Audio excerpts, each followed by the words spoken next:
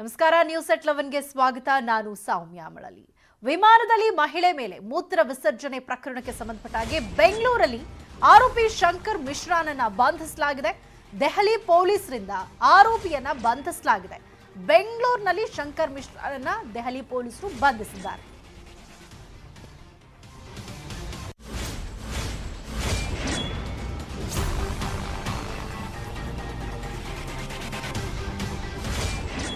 ಸಂಜಯ್ ನಗರದ guest house ನಲ್ಲಿ ಶಂಕರ್ ಮಿಶ್ರಾ ತಂಗಿದ್ದ. ಶಂಕರ್ ಮಿಶ್ರಾನನ್ನ ವಶಕ್ಕೆ ಪಡ್ಕೊಂಡ್ರು ಸಿಸಿಬಿ ಪೊಲೀಸರು. ನಂತರ ದೆಹಲಿ ಪೊಲೀಸರಿಗೆ ಸಿಸಿಬಿ ಪೊಲೀಸರು ಕೂಡ ಸಹಕಾರವನ್ನ ಕೊಟ್ಟಿದ್ದಾರೆ. ಸಂಜಯ್ ನಗರದ ಗೆಸ್ಟ್ ಹೌಸ್ ನಲ್ಲಿ ಈ ಶಂಕರ್ ಮಿಶ್ರಾ ತಂಗಿದ್ರು.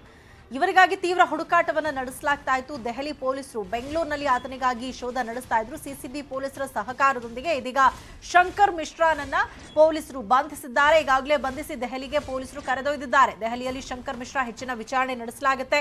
ಮುಂದಿನ ಕಾನೂನು ಕ್ರಮದ ಕುರಿತಂತೆ ಕೂಡ ಹೆಚ್ಚಿನ ವಿಚಾರಣೆಯನ್ನ ನಡೆಸಲಾಗ್ತಾ ಇದೆ. ಏರ್ ಇಂಡಿಯಾ ವಿಮಾನದಲ್ಲಿ ಮಹಿಳೆ ಮೇಲೆ ಈತ ಮೂತ್ರ ವಿಸರ್ಜನೆ ಮಾಡಿದ. ಈ ಪ್ರಕರಣಕ್ಕೆ ಸಂಬಂಧಪಟ್ಟ ಹಾಗೆ ಏರ್ ಇಂಡಿಯಾಗೂ ಕೂಡ ಮಹಿಳೆ ದೂರನ್ನ ಕೊಟ್ಟಿದ್ರು. ಅದಾದ ಬಳಿಕ ದೆಹಲಿ ಪೊಲೀಸರು ಎಫ್ಐಆರ್ ಅನ್ನ ದಾಖಲಿಸಿಕೊಂಡು ಈತನಿಗಾಗಿ ಹುಡುಕಾಟವನ್ನ ನಡೆಸ್ತಾ ಇದ್ರು. ಸದ್ಯ ಶಂಕರ್ ಮಿಶ್ರಾನನ್ನ ದೆಹಲಿ ಪೊಲೀಸರು ಬಂಧಿಸಿ ದೆಹಲಿಗೆ ಕರ್ಕೊಂಡು ಹೋಗಿ ಅಲ್ಲಿ ಹೆಚ್ಚಿನ ವಿಚಾರಣೆಗೆ ಒಳಪಡಿಸುತ್ತಿದ್ದಾರೆ.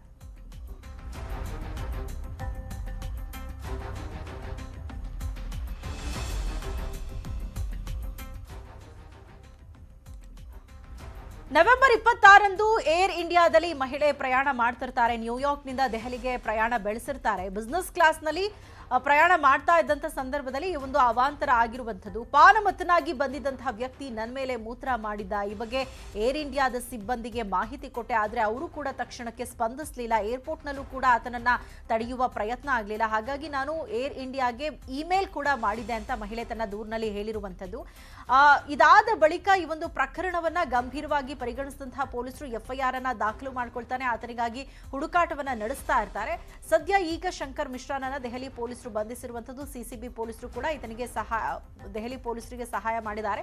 ಸೊ ಸಂಜಯ್ ನಗರದ ಗೆಸ್ಟ್ ಹೌಸ್ ನಲ್ಲಿ ಇದ್ದಂತಹ ಶಂಕರ್ ಮಿಶ್ರಾನನ್ನ ಇದೀಗ ಬಂಧಿಸಿ ಆತನನ್ನ ದೆಹಲಿಗೆ ಕರ್ಕೊಂಡೋಗಿ ಅಲ್ಲೇ ಹೆಚ್ಚಿನ ವಿಚಾರಣೆಗೆ ಒಳಪಡಿಸಿದ್ದಾರೆ. ನವೆಂಬರ್ 27ರಂದು ಏರ್ ಇಂಡಿಯಾಗೆ ದೂರನ್ನ ಕೊಡ್ತಾರೆ. ಈ ವೇಳೆ ಕ್ಷಮೆ ಕೇಳಿ ಟಿಕೆಟ್ನ ಭಾಗಶಃ ಹಣವನ್ನ ವಾಪಸ್ ಮಾಡಿರ್ತಾರೆ. ಆದರೆ ಈತನ ವಿರುದ್ಧ ಕ್ರಮಕ್ಕೆ ಮುಂದಾಗಿರುವುದಿಲ್ಲ. ಇದೆಲ್ಲದರ ಬಗ್ಗೆ ಹೆಚ್ಚಿನ ಡೀಟೇಲ್ಸ್ ಕೊಡ್ತಾರೆ ನಮ್ಮ ಪ್ರತಿನಿಧಿ ಗಂಗಾಧರ್. ಇದೀಗ ನಮ್ಮ ಜೊತೆ ಲೈವ್ ಕನೆಕ್ಟೆಡ್ ಇದ್ದಾರೆ. ಗಂಗಾಧರ್, ನವೆಂಬರ್ 27ರಂದು ಈ ಒಂದು ಪ್ರಕರಣ ಆಗಿರುತ್ತೆ. ಆ ಸಂದರ್ಭದಲ್ಲಿ ಅಂದ್ರೆ ವಿಮಾನದಲ್ಲಿ ಪ್ರಯಾಣ ಮಾಡುವಂತ ಸಂದರ್ಭದಲ್ಲೇ ಸಿಬ್ಬಂದಿಗೆ ಮಹಿಳೆ ಹೇಳಿದ್ರೂ ಕೂಡ ಆತನ ವಿರುದ್ಧ ಯಾವುದೇ ಕ್ರಮಕ್ಕೆ ಮುಂದಾಗಿರೋದಿಲ್ಲ. ಏರ್ಪೋರ್ಟ್ನಲ್ಲೂ ಕೂಡ ಆತನನ್ನ ತಡೆಯುವಂತ ಪ್ರಯತ್ನ ಆಗಿರೋದಿಲ್ಲ. ಅದಾದ ಬಳಿಕ ಯಾವಾಗ ಎಫ್ಐಆರ್ ಆಯ್ತೋ ದೆಹಲಿ ಪೊಲೀಸರು ಈ ಪ್ರಕರಣವನ್ನ ಗಂಭೀರವಾಗಿ ಪರಿಗಣಿಸಿ ಆತನನ್ನ ಬಂಧಿಸಿದ್ದಾರೆ. ಪ್ರಕರಣಕ್ಕೆ ಸಂಬಂಧಪಟ್ಟ ಹಾಗೆ ಏನೇನು ಮಾಹಿತಿಗಳು ಸಿಗ್ತಾ ಇದೆ?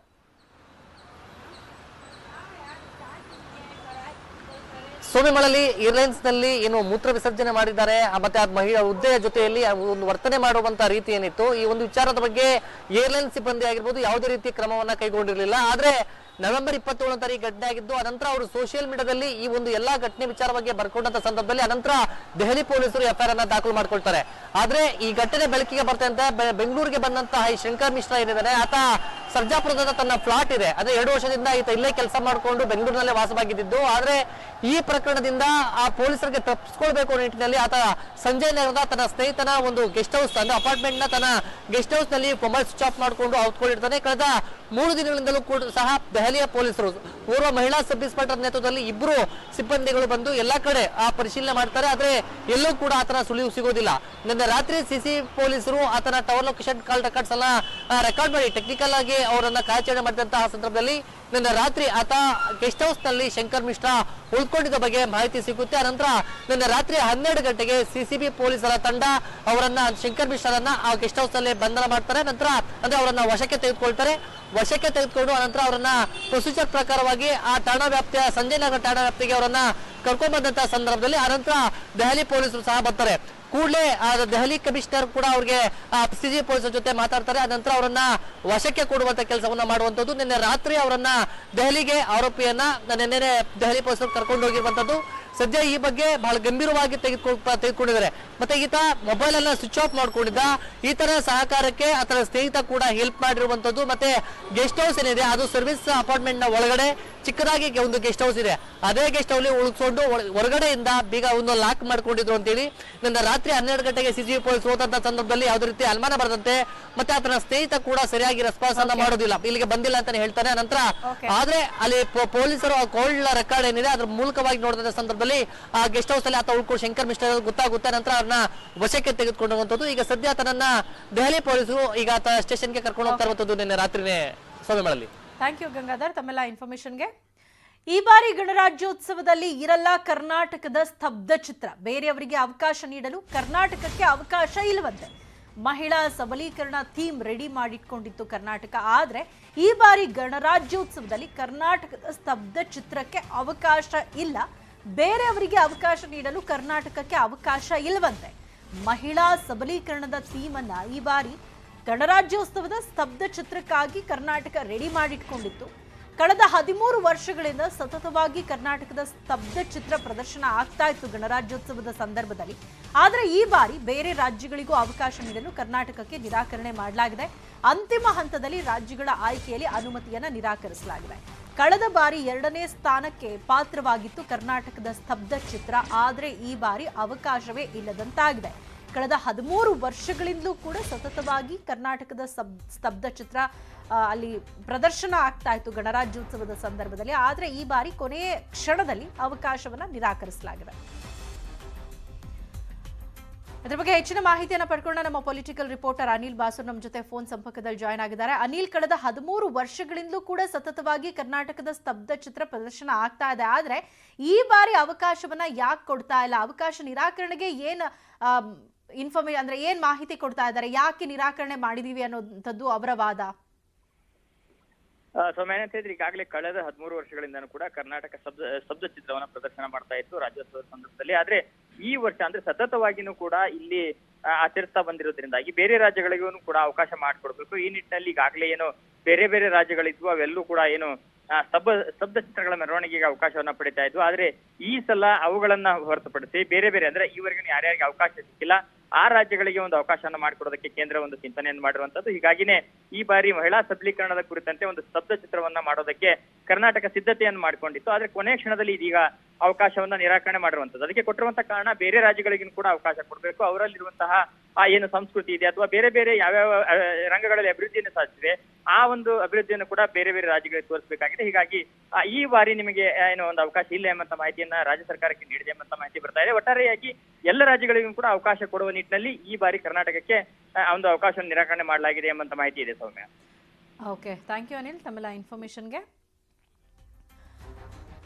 ಸೊ ಪ್ರತಿ ಬಾರಿ ಗಣರಾಜ್ಯೋತ್ಸವದಂದು ದೆಹಲಿಯಲ್ಲಿ ನಾವು ನೋಡಬಹುದು ಯಾವ ರೀತಿಯಾಗಿ ನಮ್ಮ ಒಂದು ಕಲೆ ಸಂಸ್ಕೃತಿ ಇದೆಯಲ್ಲ ಅದನ್ನ ಒಂದು ಥೀಮ್ ಆಗಿ ಮಾಡಿಕೊಂಡು ಪ್ರತಿ ವರ್ಷ ಸ್ತಬ್ಧ ಚಿತ್ರ ಅನಾವರಣ ಮಾಡಲಾಗ್ತಾ ಇತ್ತು. ಆದರೆ ಈ ಬಾರಿ ಅದಕ್ಕೆ ಅವಕಾಶ ಸಿಕ್ಕಿಲ್ಲ. ಕಾರಣ ಬೇರೆ ರಾಜ್ಯಗಳಿಗೂ ಕೂಡ ಅವಕಾಶ ಮಾಡಿಕೊಡೋ ನಿಟ್ಟಿನಲ್ಲಿ ಈ ಬಾರಿ ಕರ್ನಾಟಕದ ಸ್ತಬ್ಧ ಚಿತ್ರಕ್ಕೆ ಅವಕಾಶ ಇರೋದಿಲ್ಲ. ಸತತವಾಗಿ 13 ವರ್ಷಗಳಿಂದ ಕರ್ನಾಟಕದ ಸ್ತಬ್ಧ ಚಿತ್ರ ಅಲ್ಲಿ ಪ್ರದರ್ಶನ ಆಗ್ತಾ ಇತ್ತು. ಆದರೆ ಕೊನೆ ಹಂತದಲ್ಲಿ ಈಗ ಅವಕಾಶ ನಿರಾಕರಣೆ ಮಾಡಿರುವಂಥದ್ದು ಒಂದು ರೀತಿ ನಿರಾಸೆಗೆ ಕಾರಣ ಆಗಿದೆ. ಯಾಕಂದ್ರೆ ಈಗ ಎಲ್ಲ ರೀತಿಯಾದಂಥ ತಯಾರಿಗಳಾಗಿರುವಂಥದ್ದು ಮಹಿಳಾ ಸಬಲೀಕರಣದ ಥೀಮ್ ಇಟ್ಕೊಂಡು ಸ್ತಬ್ಧ ಚಿತ್ರವನ್ನ ಮಾಡಲಾಗಿತ್ತು. ಆದರೆ ಈಗ ಕೊನೆ ಹಂತದಲ್ಲಿ ಕರ್ನಾಟಕದ ಸ್ತಬ್ಧ ಚಿತ್ರಕ್ಕೆ ಅವಕಾಶವನ್ನ ನಿರಾಕರಿಸಲಾಗಿದೆ.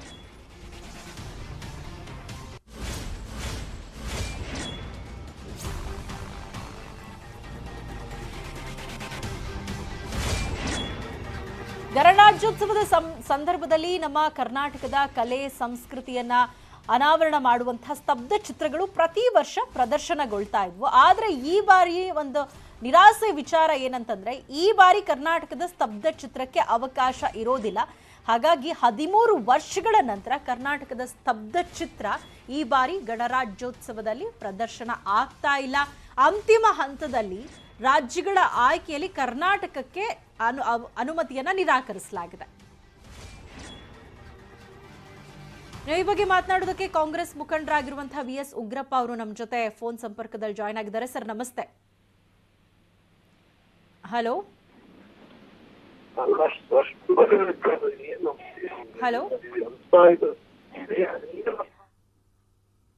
ಸರ್ ನಾನು ಮಾತಾಡ್ತಿರೋದು ಕೇಳಿಸ್ತಿದ್ಯಾ? ಹಲೋ, ಓಕೆ, ಸಂಪರ್ಕ ಸಾಧ್ಯ ಆಗ್ತಾ ಇಲ್ಲ. ಸೊ ಪ್ರತಿ ಬಾರಿ ನಾನು ಹೇಳ್ತಾ ಇದ್ನಲ್ಲ, ಈಗ ಗಣರಾಜ್ಯೋತ್ಸವ ಅಂತ ಬಂದ ಸಂದರ್ಭದಲ್ಲಿ ಬೇರೆ ಬೇರೆ ರಾಜ್ಯಗಳ ಸಂಸ್ಕೃತಿ ಕಲೆ ಅನಾವರಣ ಮಾಡುವಂತಹ ಸ್ತಬ್ಧ ಚಿತ್ರಗಳು ಅಲ್ಲಿ ಪ್ರದರ್ಶನವಾಗ್ತವೆ. ಅಂತೆಯೇ ಕರ್ನಾಟಕದಲ್ಲೂ ಕೂಡ ನಮ್ಮ ರಾಜ್ಯದ ಹೆಮ್ಮೆ, ನಮ್ಮ ರಾಜ್ಯದ ಕಲೆ ಸಂಸ್ಕೃತಿಯನ್ನ ಅನಾವರಣ ಮಾಡುವಂತಹ ಸ್ತಬ್ಧ ಚಿತ್ರಗಳು ಪ್ರದರ್ಶನ ಆಗ್ತಾ ಬರ್ತಾ ಇತ್ತು. 13 ವರ್ಷಗಳಿಂದ ಸತತವಾಗಿ ಕರ್ನಾಟಕದ ಸ್ತಬ್ಧ ಚಿತ್ರ ಅಲ್ಲಿ ಪ್ರದರ್ಶನ ಆಗ್ತಾ ಇತ್ತು. ಆದ್ರೆ ಈ ಬಾರಿ ಕರ್ನಾಟಕದ ಸ್ತಬ್ಧ ಚಿತ್ರಕ್ಕೆ ಅವಕಾಶವನ್ನ ಮಾಡಿಕೊಟ್ಟಿಲ್ಲ. ಅದಕ್ಕೆ ಅವ್ರು ಕೊಡ್ತಾ ಇರುವಂತಹ ಕಾರಣ ಏನಂತಂದ್ರೆ, ಬೇರೆ ರಾಜ್ಯಗಳ ಕಲೆ ಸಂಸ್ಕೃತಿ ಅನಾವರಣಕ್ಕೂ ಕೂಡ, ಅಂದ್ರೆ ಬೇರೆ ರಾಜ್ಯಗಳ ಸ್ತಬ್ಧ ಚಿತ್ರಕ್ಕೂ ಕೂಡ ನಾವು ಅವಕಾಶವನ್ನ ಮಾಡಿಕೊಡ್ಬೇಕು ಅನ್ನೋ ನಿಟ್ಟಿನಲ್ಲಿ ಈ ಬಾರಿ ಕರ್ನಾಟಕದ ಸ್ತಬ್ಧ ಚಿತ್ರಕ್ಕೆ ಅವಕಾಶವನ್ನ ಮಾಡಿಕೊಡ್ಲಾಗಿಲ್ಲ.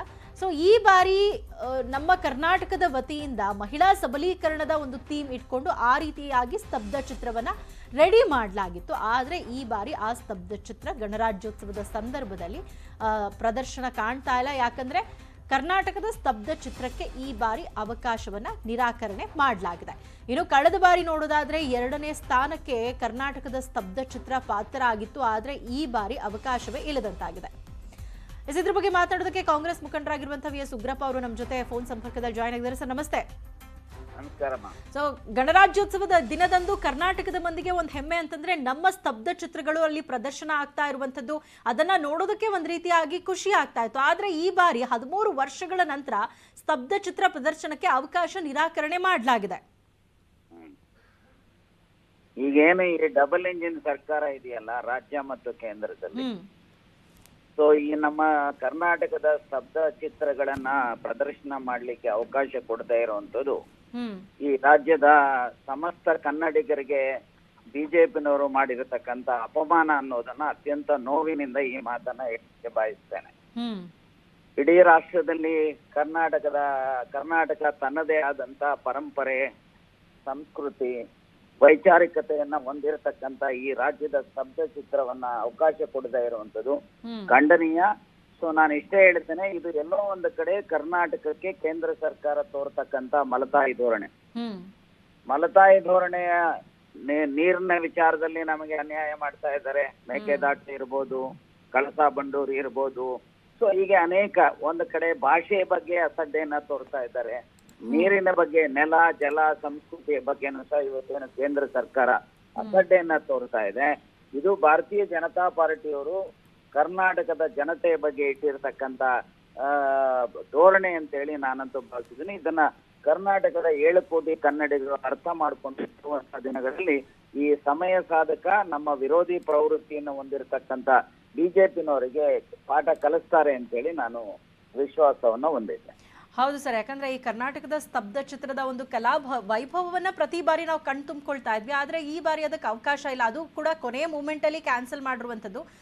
ಸೊ ಈ ಸಂದರ್ಭದಲ್ಲಿ ಬಿಜೆಪಿ ನಾಯಕರಿಗೆ ನಿಮ್ಮ ಆಗ್ರಹ ಏನು ಅಂತಂದ್ರೆ, ಅವಕಾಶವನ್ನ ಮಾಡಿ ಕೊಡ್ಬೇಕು ಅಂತ ಹೇಳಿ ಆಗ್ರಹ ಮಾಡ್ತೀರಾ? ಏನ್ ಹೇಳಕ್ ಇಷ್ಟಪಡ್ತೀನಿ? ನಾನು ಇಷ್ಟೇ ಹೇಳಲಿಕ್ಕೆ ಬಯಸ್ತೇನೆ, ಈ ಸ್ತಬ್ಧ ಚಿತ್ರಗಳು ನಮ್ಮ ಪರಂಪರೆ, ಸಂಸ್ಕೃತಿ, ನಮ್ಮ ಸಾಧನೆಗಳನ್ನ ಬಿಂಬಿಸ್ತಕ್ಕಂಥದ್ದು.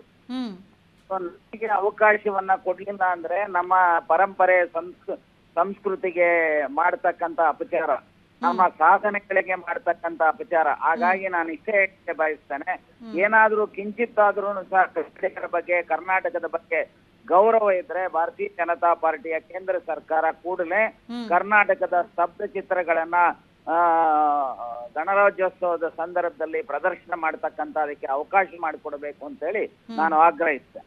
Okay sir, thank you news 18 ಕನ್ನಡದ ಜೊತೆ ಮಾತನಾಡಿದಕ್ಕಾಗಿ. ಸೊ ಕಳೆದ 13 ವರ್ಷಗಳಿಂದ ಕರ್ನಾಟಕದ ಸ್ತಬ್ಧ ಚಿತ್ರಗಳು ಗಣರಾಜ್ಯೋತ್ಸವದ ಪರೇಡ್ಗೆ ಸತತವಾಗಿ ಆಯ್ಕೆ ಆಗ್ತಾ ಬರ್ತಾ ಇತ್ತು. ಆದರೆ ಈ ಬಾರಿ ಅದಕ್ಕೆ ಅವಕಾಶವನ್ನ ಮಾಡಿಕೊಟ್ಟಿಲ್ಲ. ಅಂದ್ರೆ ಇಂತಿಷ್ಟು ರಾಜ್ಯಗಳು ಮಾತ್ರ ಪಾಲ್ಗೊಳ್ಳೋದಕ್ಕೆ ಅವಕಾಶವನ್ನ ಮಾಡಿಕೊಡ್ಲಾಗುತ್ತೆ. ಕಳೆದ ಬಾರಿ 12 ರಾಜ್ಯಗಳ ಸ್ತಬ್ಧ ಚಿತ್ರಗಳಿಗೆ ಮಾತ್ರ ಅವಕಾಶವನ್ನ ಮಾಡಿಕೊಡ್ಲಾಗಿತ್ತು. ಸೊ ಈ ಬಾರಿ ಬೇರೆ ರಾಜ್ಯಗಳಿಗೆ ಅವಕಾಶ ಮಾಡಿಕೊಡೋ ನಿಟ್ಟಿನಲ್ಲಿ ಕರ್ನಾಟಕದ ಸ್ತಬ್ಧ ಚಿತ್ರಕ್ಕೆ ಅವಕಾಶವನ್ನ ನಿರಾಕರಣೆ ಮಾಡಲಾಗಿದೆ. ರ್ಯಾಪಿಡ್ ರಸ್ತೆಯಲ್ಲಿ ಬಿರುಕು, ಪ್ರಯೋಗಾರ್ಥ ನಿರ್ಮಿಸಿರೋ ರ್ಯಾಪಿಡ್ ರಸ್ತೆಯಲ್ಲೇ ಬಿರುಕು ಕಂಡು ಬಂದಿದೆ. 337.5 ಮೀಟರ್ ರ್ಯಾಪಿಡ್ ರಸ್ತೆ ನಿರ್ಮಿಸಲಾಗಿತ್ತು. ಈ ರಸ್ತೆಯಲ್ಲಿ ಇದೀಗ ಬಿರುಕು ಕಾಣಿಸ್ಕೊಂಡಿದೆ. ರ್ಯಾಪಿಡ್ ರಸ್ತೆ ಬಿರುಕು ಬಿಟ್ಟಿದ್ದು ಕಾಂಕ್ರೀಟ್ ಎಲ್ಲ ಕಿತ್ತು ಬರ್ತಾ ಇದೆ.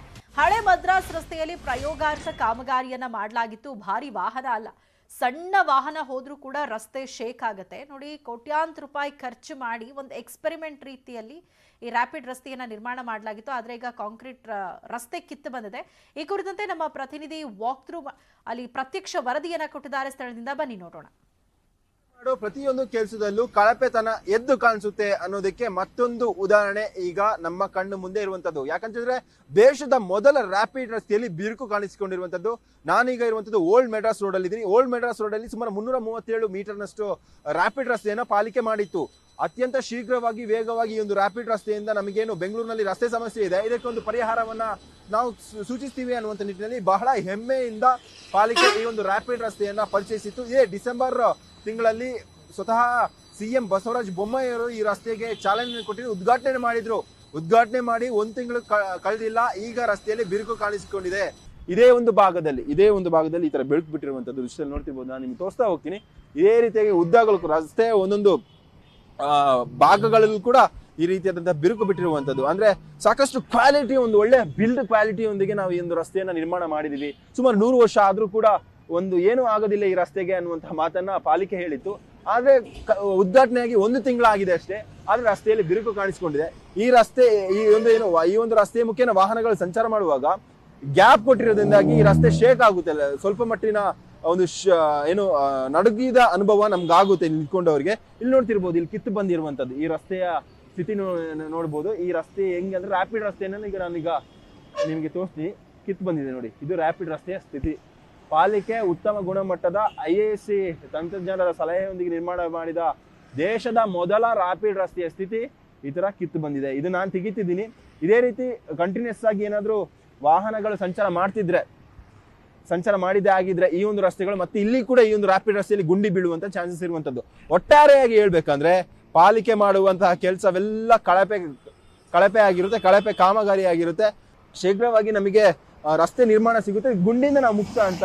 ಆದ್ರೆ ಈ ಒಂದು ಸ್ಥಿತಿ ನೋಡ್ಬೋದು, ನಿಜಕ್ಕೂ ಇದು ರ್ಯಾಪಿಡ್ ರಸ್ತೆಯ ಸ್ಥಿತಿ. BBMPಯ ಚೀಫ್ ಇಂಜಿನಿಯರ್ ಕೇಳಿದ್ರೆ ಇದು ರಸ್ತೆಯ ಮೇಲೆ ಹೇರ್ ಲೈನ್ ಇದೆಯಲ್ಲ ಅದು ಕಿತ್ತು ಬಂದಿದೆ ಅಷ್ಟೇ, ಇದರಿಂದ ದೊಡ್ಡ ಮಟ್ಟದ ಏನು ಎಫೆಕ್ಟ್ ಆಗಲ್ಲ ಅನ್ನುವಂತ ಮಾತನ್ನ ಹೇಳ್ತಾರೆ. ನೋಡಿ, ನಾನು ಇದು ರ್ಯಾಪಿಡ್ ರಸ್ತೆ ಹಾಕಿರುವಂತ ಗ್ಯಾಪ್ ಅನ್ನ ಕೈಯಿಂದನೇ ರಿಮೂವ್ ಮಾಡ್ತಿದ್ದೀನಿ. ಬಹಳಷ್ಟು ಘನ ವಾಹನಗಳು ಈ ರಸ್ತೆಯಲ್ಲಿ ಹಾದು ಹೋಗೋದ್ರಿಂದಾಗಿ ಮತ್ತಷ್ಟು ರಸ್ತೆ ಬಿರುಕುಗೊಳ್ಳುವಂತ ಸಾಧ್ಯತೆ ಇರುತ್ತೆ, ಗುಂಡಿ ಬೀಳುವಂತ ಸಾಧ್ಯತೆ ಇರುವಂತದ್ದು. ಇನ್ನಾದ್ರೂ ಪಾಲಿಕೆ ಇಂಜಿನಿಯರ್ಗಳು ಎಚ್ಚೆತ್ತು ಇದನ್ನ ಫಿಕ್ಸ್ ಮಾಡಬೇಕಾಗಿದೆ. ಜೊತೆಗೆ ರ್ಯಾಪಿಡ್ ರಸ್ತೆ ಇದೆಯಲ್ಲ, ಇದಕ್ಕೆ ಸರಿಯಾದಂತಹ ಪ್ಲಾನಿಂಗ್ ಅನ್ನ ರೂಪಿಸಿಕೊಂಡು ಮತ್ತಷ್ಟು ಒಂದು ಉತ್ತಮ ಗುಣಮಟ್ಟದ ಕಾಮಗಾರಿಗೆ ಬಳಸುವಂತಹ ವಸ್ತುಗಳನ್ನ, ಕಾಂಕ್ರೀಟ್ ಗಳನ್ನ, ಸಿಮೆಂಟ್ ಇರ್ಬೋದು, ಮರಳಿರ್ಬೋದು, ಇದನ್ನ ಉತ್ತಮ ಗುಣಮಟ್ಟದ ವಸ್ತುಗಳನ್ನ ಬಳಸಿಕೊಂಡು ಈ ರಸ್ತೆಯನ್ನು ನಿರ್ಮಾಣ ಮಾಡಬೇಕಿದೆ. ಕ್ಯಾಮರಾ ಪರ್ಸನ್ ಸುನಿಲ್ ಜೊತೆ ರಂಜನ್ ಶಿಲಾಲ್, ನ್ಯೂಸ್ 18 ಬೆಂಗಳೂರು. ಹಿಂದುಳಿದ ವರ್ಗಗಳ ಆಯೋಗದ ಮಧ್ಯಂತರ ವರದಿ ಕೊಟ್ಟಾಗಿದೆ. ಪೂರ್ಣ ವರದಿಗೆ ಎಷ್ಟು ಸಮಯ ಬೇಕು? ಈ ಬಗ್ಗೆ ಹಿಂದುಳಿದ ವರ್ಗಗಳ ಆಯೋಗದ ಅಧ್ಯಕ್ಷ ಜಯಪ್ರಕಾಶ್ ಹೇಳಿದ್ದೇನು? ನ್ಯೂಸ್ 18 ಕನ್ನಡದ ಸಂಪಾದಕರಾದ ನಿಖಿಲ್ ಜೋಶಿ ಜೊತೆ ಹೆಗಡೆ ಅವರು ಮಾತಾಡಿದ್ದಾರೆ. ಬನ್ನಿ ಏನ್ ಹೇಳಿದ್ದಾರೆ ಕೇಳೋಣ. Around what time sir? ಅಂದ್ರೆ ಈಗ ತುಂಬಾ ಡೆಡ್ಲೈನ್ ಮೇಲೆ ಡೆಡ್ಲೈನ್ ಬರ್ತಿರೋದ್ರಿಂದ ಬ್ಯಾಕ್ವರ್ಡ್ ಕ್ಲಾಸಸ್ ಕಮಿಷನ್ ಅವ್ರ ಕಡೆಯಿಂದಾನೇ ಒಂದು ಫೈನಲ್ ಡೆಡ್ಲೈನ್ ಅನ್ನ ಕೊಡೋಣ ಅಂತ ಬೇರೆಯವರೆಲ್ಲ ಹೇಳ್ತಾರೆ. ಬಟ್ ನಿಮ್ಗೆ ಅಂದ್ರೆ ಸರಿ ಸುಮಾರು ಎಷ್ಟು ಟೈಮ್ ಹಿಡಿಬಹುದು sir to come out with a near accurate report? ಅಲ್ಲ, ನಾವು ಸಮಯ ನಿಗದಿ ಮಾಡ್ಕೊಂಡು ಕೆಲಸ ಮಾಡ್ಲಿಕ್ಕೆ ಬರೋದಿಲ್ಲ. ಕೆಲಸ ಮಾಡಿದ್ಮೇಲೆ ನಾವು ವರದಿಯನ್ನು ಕೊಡ್ಲಿಕ್ಕೆ ಸಾಧ್ಯ ಆಗ್ತದೆ. ಅಷ್ಟು ಬಿಟ್ರೆ ಸಮಯ ನಿಗದಿ ಮಾಡ್ಕೊಂಡು ಸರಿ ಬರ್ಲಿಕ್ಕಿಲ್ಲ. There is no shortcut method. Recategorisation from 3B to 2D to 3A to 2C ಇದನ್ನ ಕೋರ್ಟ್ ನಲ್ಲಿ ಚಾಲೆಂಜ್ ಮಾಡೋ ಅವಕಾಶ ಇದೆ ಸರ್? ಇದೆ, ಖಂಡಿತ ಇದೆ sir. So if that should stand the test of law, ನಿಮ್ಮ ಪಾತ್ರ ಏನು? ಯಾವುದನ್ನೇ ಮಾಡ್ಬೇಕಾದ್ರೆ ನಮ್ಮ ತಲೆಯಲ್ಲಿರ್ಬೇಕು, ಈ ಸಬ್ಜೆಕ್ಟ್ ಜುಡಿಷಿಯಲ್ ರಿವ್ಯೂ ಅಂತ. ಶೋರ್. ಆದ್ರಿಂದ ತಪ್ಪನ್ನ ಮಾಡಿದ ಸರಿಯಾದ ಮಾಹಿತಿಯನ್ನು ಸರ್ಕಾರಕ್ಕೆ ಕೊಡುವಂಥದ್ದು ನಮ್ಮ ಜವಾಬ್ದಾರಿ. ಅದಕ್ಕೆ ಕಮಿಷನ್ ಇರುವಂಥದ್ದು.